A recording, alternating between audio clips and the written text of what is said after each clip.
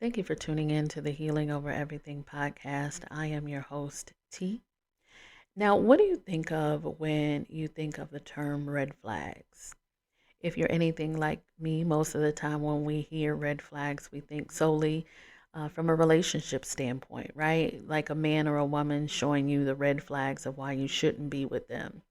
But by definition, a red flag is just a warning flag, one that's telling you to proceed with caution and to let you know that there's a bear behind the bush waiting to pounce. But there is so much more that could be explored when it comes to the topic. And today, we're going to talk about red flags as it pertains to us and our own personal red flags, the ones that we ignore but are a danger and a detriment to our personal advancement and healing. And in my research for doing the show, I did learn that there's actually something called a red flag law.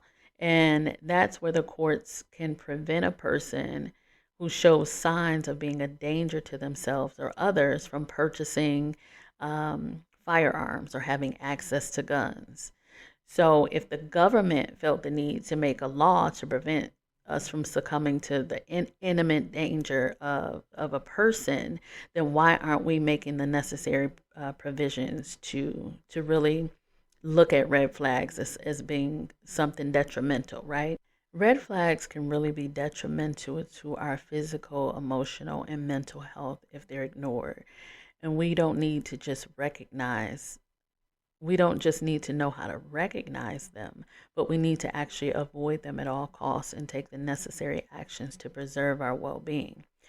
So, as always, this show exists to be a mirror, and it's here to help us do the necessary work to becoming our best selves and to heal over everything. So, in order for us to do that, here are some red flags that we need to be on the lookout for in ourselves that are a threat to us living our best life. So I want you to listen close, and if you exhibit any of these attributes, you need to take the necessary steps to changing that, right? So the first one is naivety. Being naive is a huge red flag.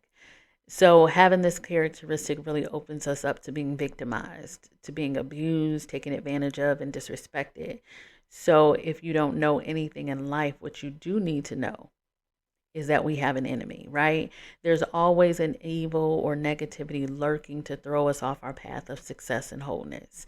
And there is forces that not only want us to not make it to our place of peace, but they're there to be distractions and roadblocks really, and we'll experience this throughout the course of our lives, but we really do need to be living our lives as if there is a bear behind the bushes, because there is. We have a enemy, and being naive to that is a huge red flag, because you're not making the provision that you need to be successful. You're living in a false sense of security, in a false reality, operating from a place of being naive. And what we're not going to do is lack wisdom and judgment in situations of uncertainty, right? So we need to learn to use our intuition and really listen to that inner voice. It's always urging us on the right path. And it's important that we learn that voice and to listen and obey quickly. And if there's any slack in that, then there's going to be a problem. We need to really move quickly when we hear that still small voice leading us. And if we choose to ignore it, then we put ourselves on a hamster wheel of repeating cycles. So, being naive and lacking wisdom in situations is a red flag that we need to look at in ourselves, because we don't want to be vulnerable to others, and we don't want to be victimized by others because we lack wisdom or we lack judgment. So, if that's a characteristic that you possess, knowing is half the battle, right? Another one is that we don't want to lead with insecurity. Many times our lack of confidence in situations holds us back from pursuing anything. We don't believe that we're worthy of anything, so we live small. But this year, we're going to change all that. We're going to start to live out loud and to purposely take up space. And we're not going to shrink anymore for the sake of other people. is something that we have to work on, right? It's especially if we've been operating from this place of insecurity our whole lives. We have to learn to make it a daily practice to really affirm ourselves until we start to believe it, and that every ounce of us is dripping with confidence. So it's okay to be big, right? Ego is not a bad thing in this particular circumstance. So if you're operating from a place of insecurity, that is a red flag, because again, you are making yourself a target to other people. And that's not what we want to be in this year, 2024. We're making changes. And then we need to let our voices be heard. So if you're a person who has not yet found their voice, you need to start to share your thoughts and opinions regardless of what other people may think or feel. I don't know if it comes with age, but listen here, I'm going to tell you something. If I don't do anything else, I'm going to speak my mind. Respectfully, though, right? But I'm going to let my voice be heard in my opinions, because a lot of times, everybody has an opinion. I remember with the job that I do, I have to talk to a lot of elderly people. And sometimes elderly people really kind of go on and on and on about things, and you got to reel them in. But I remember having a conversation with a young man, well, an older gentleman at work, and he was going on and on about something, and I was half listening, if I'm being honest. But he asked me how I felt about something. And what he was talking about was really something that I shouldn't have even been discussing with him on work time, because it just wasn't appropriate. But he asked me what my opinion was. And I said, I really don't have an opinion about it either way. And he said, well, baby, you should always have an opinion, right? And that's how I feel. Like, you need to utilize your voice. You always have an opinion, even if it's, it goes against other people's opinions and it's separate from what they think. You have a voice, and your opinion matters. In certain situations, your opinion might be that bending thing, right, that changes the scenario. So to learn to speak up, right, that's a red flag to me when we don't know how to use our voices. And sometimes it's because our voices have been stifled over time. So, like I said, we shrink and we kind of just observe, and observing is fine. But you have a voice, you have an opinion, so speak up and let your voice be heard, right? It's time out for not being present in situations, right? And then another thing, and this is something that I used to tell my daughter when she was growing up, because she would want to do something or want to ask something of me or her father, and she would say, well, I didn't ask you because I knew you was going to say no, or I didn't do this because whatever. And I used to have to tell her, and I beat it in her head, never anticipate another person's response, because it's going to limit you every time. If you already have these preconceived ideas and notions about how someone's going to respond, then you've already played out the scenario in your head. You've already come up with this false narrative, right? So now, I'm not going to ask, or I'm not going to do, I'm not going to say. You're limiting yourself. Regardless of how a person responds in the situation, you use your voice. You ask the questions, right? That's a red flag. That's something, a characteristic or an attribute in ourselves that makes us smaller. And we living big this year, right? We're living big. We're living up to our full potential. So if you're shrinking in the face of other people, you're not utilizing your voice, and you're anticipating responses to the point where you're not doing what you want to do because you're afraid of something someone's going to say or their response to a situation. We're not doing that this year, right? And then also, if you're responding to situations with negativity. Now, there's a difference between venting about something and just being downright negative. We understand that our voices have power, right? Our tongues have power, and we're going to speak life in every situation. We're not going to put negativity in the atmosphere, but instead we're going to speak life. We're going to say what is and what will be. And we're going to use positive affirmations so that we manifest with our words, right? So if you're always find yourself coming from a place of negativity, that's something that needs to be changed and altered, and it can be done. I used to be the most negative person, and to say that to people that know me now, they wouldn't probably believe it, but I used to be so negative, and my words used to be so just crazy. But over time, I learned to change that. And everything that I say now is positive. And that's how I live my life.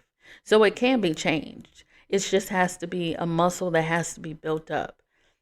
But if you're operating in your life with these characteristics or tendencies, the time is now. We have to do it different. Right? And then another huge red flag for me is living without boundaries.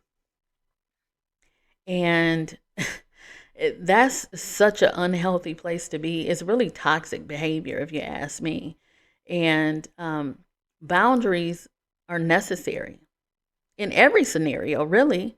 And most people that don't set healthy boundaries are people pleasers because they're responding from a place of fear. They're afraid that maybe that person won't like what they say or do. You know what I mean? Oh, if I don't let this happen, if I don't let that person do or whatever, then they won't like me or they'll think this about me. Who cares? We're setting limitations. And a lot of times we're thinking that we're helping a situation by jumping head first, but we actually need to be doing a constant check to make sure that we're making decisions that are in our best interest and that we're supporting our own mental health and well-being. And if we're being honest, most of the time it doesn't. It's perfectly okay to say no. No, I can't do that because it doesn't serve me. Right? No, I'm not going to do that thing. And for me, like when I'm asked to do something right now, the thing that I say, if somebody asks me to do something and I really don't feel like that is going to be, beneficial to my overall well-being, I just say, no, I don't have the capacity to fill that task. Thank you very much. I don't have the capacity. Baby, listen, I do not have the capacity. And that's that on that. It's okay to say no. I spent years trying to be everything for everybody and do everything for everybody because I felt like that's what you're supposed to do. And just living without boundaries. You're just saying yes to everything, knowing that you really can't fulfill the task, right? Knowing that this going to make me crazy. I'm going to be pulling my hair out. I'm going to be stressing out. I'm going to be moving with anxiety and angst. I'm not going to be able to sleep thinking about this stuff, right? But yeah, I still say, yeah, sure, I'll do it. Yeah, I'll do it. Of course. Absolutely, I'll do it. There's nothing wrong with saying no. We got to live with boundaries, right? I'm so settled on living in my healed girl era. Like, forget the soft girl era. I mean, that sounds good. But I'm living in my healed girl era, right? So I'm making sure that I'm taking the steps to make sure that I'm okay. And that I'm not exemplifying red flags that are really turning people away from me. Right? So the last one was actually... This is one that was provided to me by a really good friend of mine. We had a really long conversation about red flags of women and the women that they have encountered, basically. And the thing that they said was a red flag to them. These are people that they've encountered in different scenarios in dating, right? And I asked them, I said, what are some of the red flags that you find to be pretty consistent when it comes to women?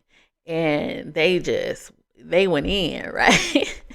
They went in. And the one thing that they mentioned, and I've heard this consistently from men in different They broke it down a little bit different, but they all said the same thing. And that's delusion, right? Not rationally seeing what's true. That's delusion. They said a lot of women that they meet, regardless of the setting, that they really communicate from a place of delusion.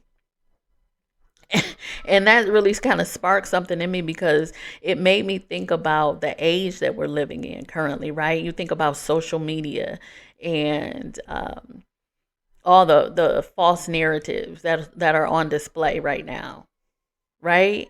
It's like nobody really living in reality. You got these reality shows, but everybody is delusional. Everybody. Who are we seeing in the news lately? And I don't want to say no names. But KW, delusional, right? Like, just not living in reality. Like, a lot of women, and what they were saying to me in the conversation is, they encounter women who have situations where they want one thing, but they're presenting something else, because they believe that if they present this something else, that they'll get what they want. So for an example, one of the things that this person had a conversation about with the woman, where the woman was asking him, what he wanted in a situation, like, what are you looking for? And they said, I'm really kind of just looking for a friend right now. And they immediately cut them off. The woman cut them off and said, well, I got enough friends. I don't want no more friends. And as a woman, I really understood that logic, really. I wasn't really questioning it. But the way that they presented it to me, the person was that, okay, you want a husband, but you don't want your husband to be your friend? And I really thought about that. I was like, well, you really should want your husband to be your best friend. But because they're so delusional about their overall thinking when it comes to a relationship, that they didn't even consider that you have to be friends before you could ever turn into lovers and get to the place of marriage. So they were saying, like, these women are delusional. They're really operating from a place of not being rational. And another thing that they mentioned is, in them being delusional, is that most of the women that they encounter, they all have something fake or everything fake. Their eyelashes are fake, their hair is fake, their teeth are fake, their breasts are fake. Everything's fake. But you want a real man. Baby, you're delusional. You think that you can come to the table being false and phony, but now this man wants to connect with you, but he has to be 100% real. That's delusion. That is a false sense of reality. You're not thinking rationally. You are going to attract what you are. And if you fake, 9 times out of 10, baby, that's what you're going to get. And I understand that eyelashes are, they're a trend, and the lace fronts are a trend. But honey, if he's been dating you for 6 years and he's never seen your real hair or your real eyes, or you without lashes, you're presenting a false narrative to this person. He doesn't even really know who you are. And that's unfair to him. You should be able to be vulnerable to the person that you love and the person that you are desiring to spend your life with. Right? So I thought that was hilarious, actually. But it really did spark something in me, because I was like, yeah, a lot of times we are delusional as women. And maybe that word is a little harsh, but it really is true, because we want things that are not rational. And that's what delusion is. So now, if you see yourself in any of the things that we mentioned, right? So if you possess some of these red flags, then it's time to do some work. So whether you're guilty of being naive, being guilty of leading or living your life with insecurity, if you are not speaking up for yourself and using your voice and voicing your opinions, if you're fearful and you limit yourself because you're afraid of other people's response, if you're not listening to your intuition, if you have negative responses to most situations that you encounter, if you're living with no boundaries, and if you are coming from a delusional or unrealistic point of life where you have unrealistic expectations, then it's time to make a change. 2024 is a year of being better. We're going to be better than we were last year, in leaps and bounds over what we were the years prior. We're going to use wisdom in all things, right? Everything doesn't require a quick response. We need to think things through. A lot of us operate from a place of being impulsive. I know I have in many cases. You know, I used to move like that. Every decision was, I got to hurry up and decide. You know, for example, like when it came to a job offer, those were the most stressful times in my life, especially when you had more than one offer on the table. You had 2 or 3 offers and you had to, narrow it down and decide which one you were going to take, right? And instead of really being wise and taking your time and making the right judgment call for you, you operated from a place of being impulsive and just moving quickly. Most things don't require a quick response. They really don't. And if they do, if you're put in a position where people don't allow you to take a moment and to take a beat and respond with good judgment, then that whole scenario is a red flag, right? Right? That's how we're operating this year. We're making wise decisions. We're going to speak from our heart in situations and not from a place of guilt. We're not going to feel guilty about speaking our heart and our mind, regardless how someone's going to respond.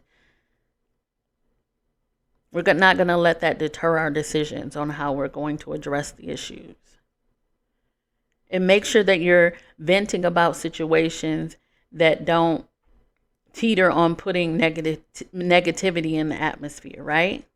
Because we already said that we're speaking positivity. We know that we're alchemists and that there's power in the tongue. So we're going to put out the things that we want to manifest. And we don't want to manifest negativity, right? So we're going to live with boundaries. And when we live with boundaries, we're actually teaching others how to approach us. They know then that they can't bring foolishness, right?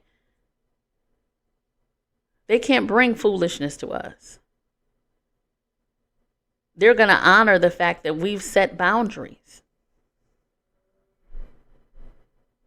Now, when it comes to delusion, that's one you're going to have to pray on, baby, because we just need to, pray that the truth leads you and that we don't live in fantasy, but we stay in reality. But that's really what we're talking about today. Let's recognize the red flags in ourselves. And then we're going to do the necessary work to remove those flags. When people come into our presence, they're not going to see warning, warning, warning, warning.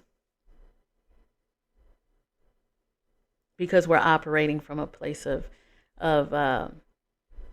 peace, right? So like always, we end each show with an affirmation. And I want you to take this one with you. No is a complete sentence. And I don't have to explain or justify my boundaries. Thank you for tuning in to the Healing Over Everything podcast. I am your host, T, and we'll talk soon.